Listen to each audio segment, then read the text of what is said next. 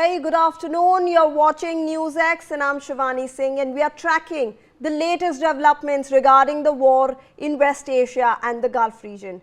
But let's look at what's happening in Washington. The US Senate is showing clear signs of division over the ongoing military campaign in Iran.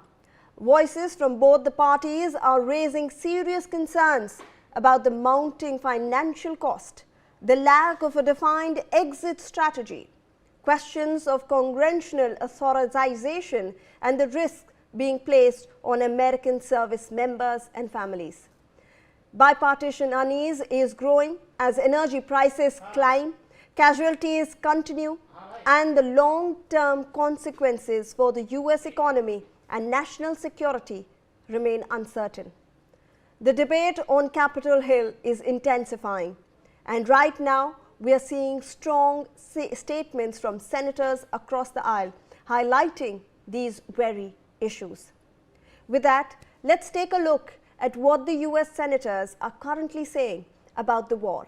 It's important to understand what these lawmakers are in fact saying in the US, because that gives us a sense of what the ground reality really is in the United States. So this is the US fallout amid the war. He is Eric Prince, a long-time Trump ally, but still he has concerns. He's saying that I am not happy about the whole thing. I don't think that this was in America's interest. So clearly, even though he has been a long-term ally of US President Donald Trump, he has his own concerns about the interests of US in this war. Let's also look at Rand Paul, who is a Republican senator. So this is our second war in a month, and these wars are extremely expensive. I'm really concerned about the debt. So he is in fact from the same Republicans, and he is stating that he is concerned about the financial debt that US might incur because of these back-to-back wars. Let's also look at Chris Murphy, who's a Democratic senator, and he's saying that the Trump administration's war plans for Iran are incoherent and incomplete. Obviously, there are questions being raised about the strategy regarding this whole war and if there really is a defined exit plan for the US. Let's also look at another Democratic senator, who is Chris Van Hollen, and what he has to say about this war. He's saying that Trump is lying to the American people as he launches an illegal regime change war against Iran. So he is clearly stating that this is an illegal regime change war that Trump has started. Let's also look at Jack Reed, who is a Democratic senator again, and he is saying that Trump's war against Iran risks repeating the strategic mistakes of the 2003 invasion of Iraq. So he is likening, in fact, this entire war with the Iraq war as well, and he is stating that this might have the same consequences. Joining us to discuss this further on the broadcast is Ambassador Gauri Shankar Gupta, who's a former diplomat. Thank you so much, sir, for speaking to NewsX and for taking out your time. We appreciate it. A very good afternoon to you. Ambassador Gupta, when we are looking at this entire scenario that is currently brewing in the United States, obviously there is going to be a lot of fallout. We are going to see a lot of concerns. These are lawmakers, these are senators, these are former Trump allies who are raising concerns about why US President Donald Trump actually got involved in the war. In fact, we had the counter-terrorism chief resign over this, and he is going on and making statements that this war was not needed. Iran didn't even have any credible intelligence, intelligence about Iran actually building a nuclear bomb. Good afternoon, Shivani. Now you see, when the war began, President Trump thought that within 3-4 days, he would be able to effect change in the regime in Iran. In fact, on the very first hour of the war, a large number of leaders were wiped out.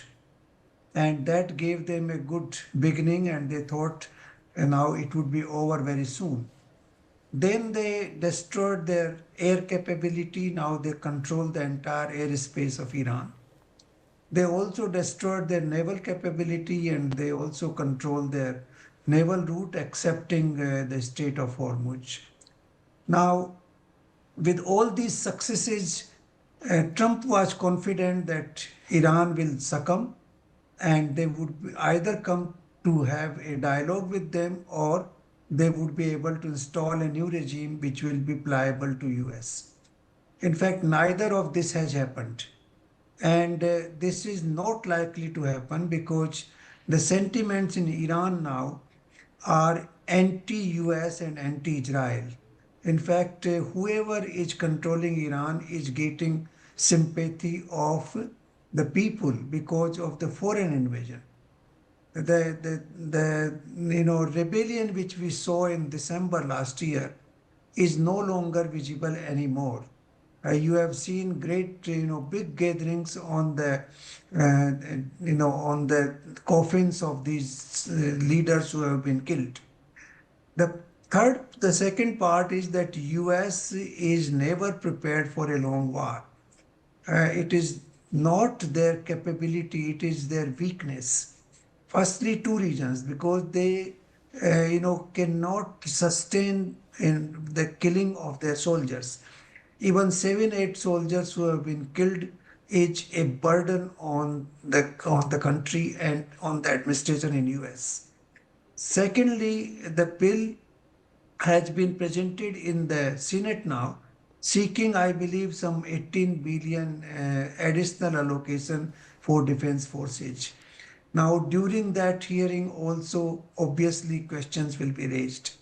So the money is very important. The life of the soldiers is very important, and non-effectiveness of the strategy in Iran. All three are combining together, and they are going against President Trump as of now. If there is no change in the regime in the coming 2 weeks, obviously Iran will be the winner and US will be a loser because Iran can sustain this war. They have some missiles and drones which are hidden in these hills. They have put bunkers. They will keep sporadically firing some of these missiles on the Gulf allies, particularly GCC states. And they will also keep control of the Strait of Hormuz, which will keep blocking the oil resources and energy resources passing through that strait. So these two leverages Iran has, one against the Gulf states, one secondly against the overall flow of energy from the Gulf. And they have been able to sustain the attack so far. Now I don't know what attacks can US do now. They have targeted all those major targets in Iran. Now they can only target the oil installations, and if they do so, that would be disaster because then Iran will hit the oil installations in all the Gulf countries, and that will be a big folly on the part of US and Israel.